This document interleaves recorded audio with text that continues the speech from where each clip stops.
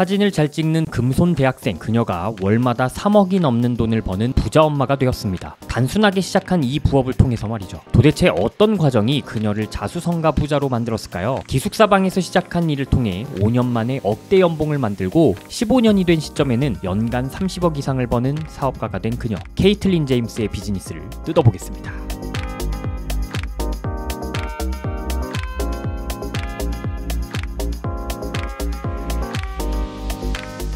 여러분, 시간은 금입니다. 1.2 오페서 오세요. 포리얼입니다. 케이틀린 제임스, 그녀는 자유로운 분위기를 중시하는 가정환경에서 자랐습니다. 어릴 적부터 무언가를 만드는 창작 활동과 예술에 관심이 많았던 그녀는 자고 일어나면 꿈이 바뀔 정도로 호기심과 탐구심이 넘치는 성격이었다고 하는데요. 어린 시절 그녀는 동네에서 열리는 장터에 나가 접시를 판매하는 나름의 장사를 해보는데요. 월마트에서 1달러도 안 되는 돈으로 접시를 사다가 거기에 그림을 그린 후 36달러에 판매를 했다고 합니다.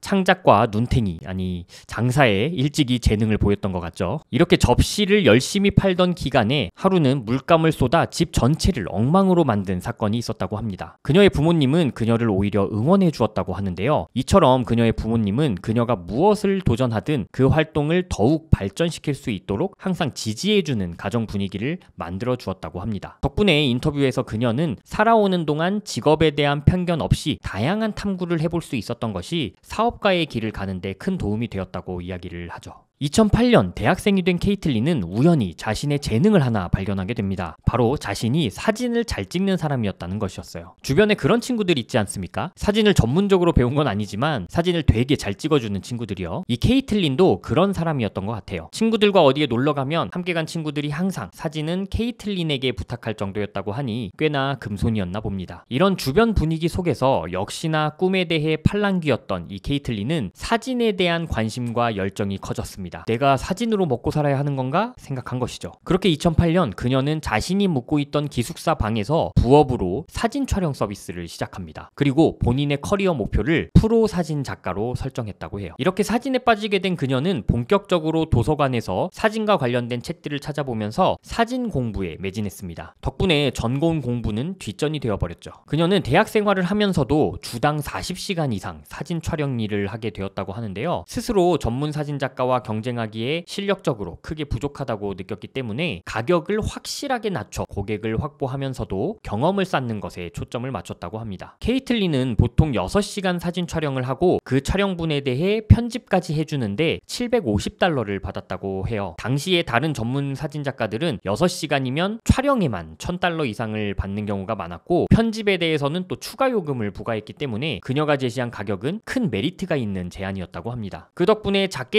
일들을 딸 수가 있었다고 하는데요. 처음에 그녀는 마케팅적인 지식이 없었기 때문에 자신의 사진 스킬을 칭찬해주는 주변 친구들에게 자신을 소개해달라 요청하여 일을 한두 건씩 받았다는 거죠. 그렇게 작게나마 고객이 생기고 난 뒤에는 고객이 다른 고객을 소개하는 입소문을 통해 계속해서 일들이 들어왔다고 합니다. 대학교를 졸업한 후 그녀는 정식으로 케이틀린 제임스 포토그래피라는 이름으로 회사를 설립하고 사업 형태로 일을 이어나갑니다. 그녀는 가장 수익성이 좋고 소개가 잘 이어졌던 타겟군인 웨딩 사진 촬영 고객군으로 서비스를 집중합니다. 동시에 사진 기술을 계속해서 향상시켜 나가면서 2013년까지 5년간 쉬지 않고 달렸다고 해요. 고객이 늘어나고 기술이 향상됨에 따라 가격을 꾸준히 높인 결과 결국 2013년에는 연간 수익이 6자리를 돌파했다고 하는데요. 6자리 수익이라는 것은 달러 기준이니까 우리로 치면 보통 억대 연봉이다 라고 보시면 되겠어요. 이렇게 돈 잘 버는 사진 작가가 됐지만 그녀는 사실 그다지 행복한 상황이 아니었다고 합니다. 무슨 일이 있었던 것일까요? 바로 일 중독으로 인한 번아웃 때문이었습니다. 케이틀린은 사진 일을 시작한 이후부터는 대학교 시절에도 친구들을 만나 놀러 다니는 건 생각도 해보지 못하는 바쁜 삶을 살았다고 하는데요. 졸업 후에도 항상 일 중독 상태에 있었다고 합니다. 그녀는 결혼을 하면 삶이 좀 달라질 거다라고 생각했지만 결혼 후에도 자신의 일 중독이 전혀 줄어들지 않고 결국 가족들을 너무나 소홀히 대하고 있는 자신을 보면서 여러 번의 번아웃을 겪게 되었다고 있었다고 하는데요. 그녀는 번아웃이 온 이유를 다양한 상담을 통해 탐구해보면서 이런 결론을 내렸습니다. 자신에게 번아웃이 온 이유는 스스로 머릿속으로 계속해서 거짓된 생각을 믿고 있었기 때문이었다고요. 그녀의 머릿속에는 항상 이런 생각이 가득했다고 합니다. 내가 가족을 행복하게 하려면 멈추지 않고 끊임없이 새로운 것을 만들어내야 한다. 그래서 나는 쉬지 말아야 해. 하지만 그런 생각 때문에 오히려 가족에게 소홀해지고 일 외에 자신의 삶은 전혀 돌보지 못하는 상태가 되어버렸던 것입니다. 그녀는 가족을 우선시하고 휴식을 충분히 누릴 수 있는 사업 구조를 짜기 위해 생각할 시간을 확보했습니다. 한 달간 고객을 받지 않고 오롯이 사업에 대한 생각을 하는 것이었죠. 풀타임으로 사진작가 일만 하던 그녀는 그 기간 동안 교육 컨텐츠와 직접 서비스로 투트랙으로 가져가야겠다는 생각을 합니다. 자신 역시 사진 전공자가 아니었기 때문에 대학교 교육과정 외에 마땅히 유익하게 배울 곳을 찾기 어려웠기 때문에 항상 오프라인에서 세미나를 쫓아다니고 멘토를 찾아다니는 등 힘든 시간을 보냈었다고 합니다. 그녀는 자신의 사진 서비스를 홍보하기 위해 만들어두었던 블로그 그리고 이전부터 글을 기고하고 있던 커뮤니티에서 교육 서비스를 제공하기 위한 빌드업을 시작합니다. 그녀는 원래 사업을 할 때부터 어린 시절 아버지가 가르쳐주신 2G 이 두 가지의 G를 가슴에 품고 살아왔다고 하는데요. 그녀의 아버지는 성공을 위해서는 be great, 위대해져야 하고 be giver,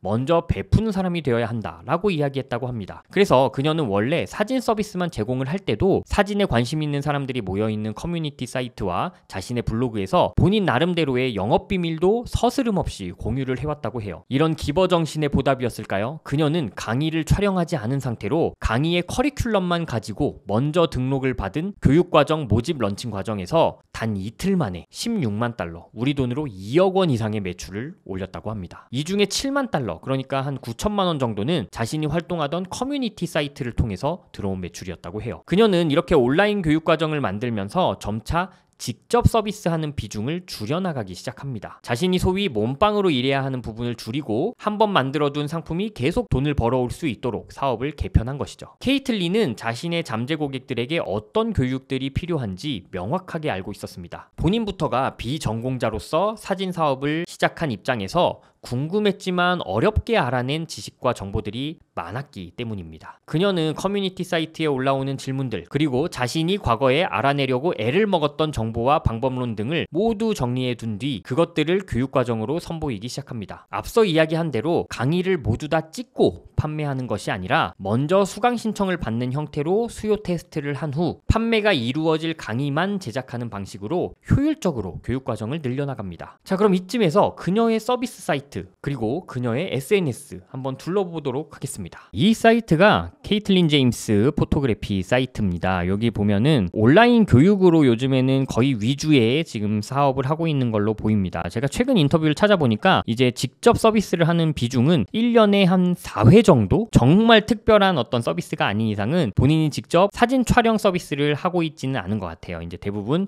교육 코스, 교육 사업 쪽으로 모두 이전을 하면서 시간적인 자유를 많이 확보한 상태인 것 같습니다. 지금 보면은 이북과 뭐 템플릿 같은 것도 판매를 하기도 하고요. 그리고 뭐 프리셋이라고 해서 뭐 편집할 때 이제 필요한 것들 모아둔 것 이런 것들도 들어가 있고 그리고 테크니컬 코스가 있죠. 포징 코스 이런 것도 있네요. 그리고 로케이션, 라이팅, 조명과 공간에 대한 어떤 그런 코스도 있고요. 뭐 여러 가지 코스들이 많은 것 같습니다. 자, 여기 컨시스턴시 코스라는 것도 있는데 이게 뭘까요? 어도비 라이트룸 뭐 프로그램 이런 것들을 뭐 알려주는 그런 편집 프로그램도 함께 알려주고 있는 것 같아요. 그리고 이 사이트를 보면은 트루펄스라는 툴을 써가지고 지금 뭐 어디에서 코스를 하나 구매했다, 누가 뭐 새로운 지금 코스 멤버가 됐다, 뭐 이런 것들을 계속 이제 띄우죠. 이거는 이제 사회적 증거를 주기 위해서 띄우는 툴이라고 보시면 됩니다. 해외에 보니까 이런 툴들이 꽤 있더라고요. 지금 방금 누가 여기에 뭐 상담 신청을 했습니다. 플로리다에서 했습니다. 로스앤젤레스에서 했습니다. 이런 식으로 계속 나오더라고요. 그러니까 이제 사람들이 여기 사이트를 보면서 지금 이거 사람들이 계속 여기서 구매하고 있구나, 계속 상담 신청하고 있구나, 여기 되게 잘 되는 데구나, 이런 것들을 이제 느낄 수 있게 하는 장치를 넣어 놓은 겁니다. 근데 사실 이렇게 개별 강의들을 보면은 뭐 397달러, 149달러 막 이렇게 돼 있는데요. 사실 이 케이틀린 제임스가 크게 돈을 번 것은 월 29달러, 월 29달러로 모든 강의를 다 볼 수 있는 구독제 서비스라고 해요. 사실 월 29달러면은 한 4만 원 정도인데 4만 원 정도로 여기에 있는 모든 강의를 다 볼 수 있는 그런 멤버십 제도가 있습니다. 그러다 보니까 거기에 굉장히 많은 이 사진 사업에 종사하는 사람들이 분들이 멤버로서 가입이 되어 있다고 해요. 그렇다 보니까 케이틀린 제임스 입장에서는 이전에는 본인이 몸빵을 하면서 계속해서 서비스를 해야 하던 입장에서 이제 멤버십만 좀 관리를 하고 이미 찍어놓은 강의에 새로운 것들이 있을 때마다 또 트렌드가 바뀔 때마다 업데이트만 조금 해주면 계속해서 고정 수입을 받을 수 있는 구조기 때문에 훨씬 더 시간적으로 이제 자유를 확보할 수가 있게 된 것이죠. 자, 여러분들한테 좀 말씀드리고 싶었던 게 대행 서비스나 직접 서비스 이런 거 하시는 분들이 굉장히 많은데 사실 해외에도 마케팅 대행사들을 보면은 교육과 대행을 투 트랙으로 가져가는 경우가 굉장히 많습니다. 왜냐하면 대행이라는 업은 아무래도 고객사가 늘어나면 필연적으로 계속해서 인건비가 같이 늘어나는 구조가 될 수밖에 없기 때문에 그것을 어느 정도 효율적으로 가져가기 위해서 교육 고객과 그리고 대행 고객을 나눠서 가져가는 것이죠. 우리한테 대행을 맡기려면 굉장히 고가해요. 하지만 이거를 직접 배워서 본인 스스로 하시려면 요 정도 금액으로도 할 수 있어요 라고 해서 교육 코스도 만들고 대행도 같이 오히려 가격을 더 높여서 가져가는 겁니다. 자, 근데 이렇게 해놓으면 재밌는 현상이 뭐가 일어나냐면요, 내가 직접 배워서 해봐야 되겠다라고 교육 고객으로 온 사람들이 그 교육을 보면서 와, 이 사람 정말 실력자구나 라고 느끼게 되고, 근데 이거 내가 스스로는 못하겠다, 이거 맡겨야 되겠다 라고 생각을 해서 오히려 교육이 대행 영업 역할도 같이 해버리는 경우들이 생깁니다. 케이틀린 같은 경우도 너무나 본인의 이제 시간 관리가 안 되다 보니 교육이라는 어떤 서비스를 같이 붙여서 자기의 직접 서비스와 교육을 투 트랙으로 가져가다가 지금은 이제 교육에 좀 더 다 초점을 맞춰버린 형태인데요. 그런 형태로 우리의 어떤 시간적인 여유 그리고 뭐 라이프 스타일 이런 것들을 고려하면서 사업을 구성할 수가 있다, 그런 이야기들을 좀 해드리고 싶었습니다. 자, 케이틀린은요, 이게 지금 인스타그램을 보면은 팔로워가 굉장히 많죠. 13만 9천 명의 팔로워를 가지고 있네요. 여기 이제 링크가 있어서 제가 링크를 눌러보니까 이게 PC에서는 링크가 안 들어가지더라고요. 모바일로 들어가면은 간단한 무료 강의 그리고 자기네들의 어떤 여러 가지 유튜브 채널이랄지 다른 이제 소셜 미디어로 갈 수 있는 그런 멀티 채널 링크를 넣어놓은 그런 뭐 링크였습니다.